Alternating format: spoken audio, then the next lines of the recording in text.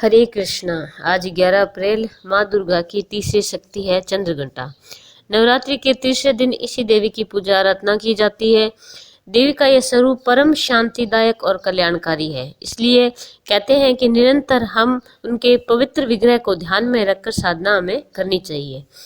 तीनों देवों के क्रोध से मुख से जो ऊर्जा उत्पन्न हुई, उन तीनों देवों के शरीर से जो ऊर्जा निकली उसमें वो मिल गई।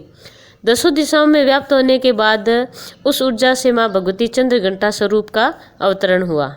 भगवान विष्णु ने उन्हें त्रिशूल भेंट किया।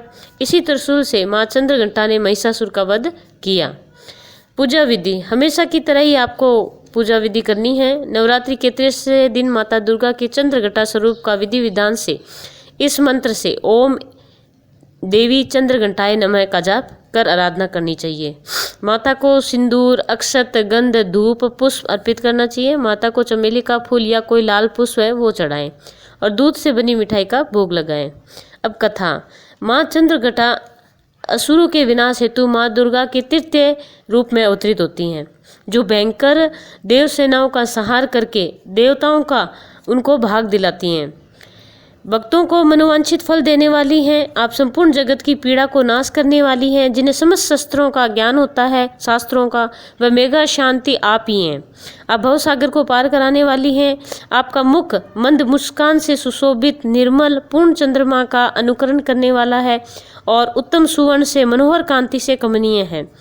ऐसे स्वरूपा को देखकर महिषासुर को उन पर क्रोध आया और उसने माता पर प्रहार कर दिया। तब देवी का यह चंद्रमुख क्रोध से लाल होकर विकराल हो गया, जिसको देखकर महिषासुर के प्राण निकल गए।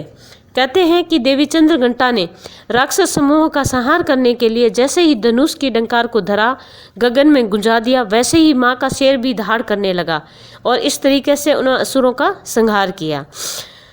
इसका ध्यान हमारे माता रानी का ध्यान, मतलब चंद्रघंटा माता रानी का ध्यान हमारे इस लोक को और परलोक दोनों को कल्याणकारी करता है और समृद्धि देने वाला है। इस देवी के मस्तक पर घंटे के आकार का आधा चंद्रमा है, इसी कारण इन्हें चंद्रघंटा देवी कहते हैं।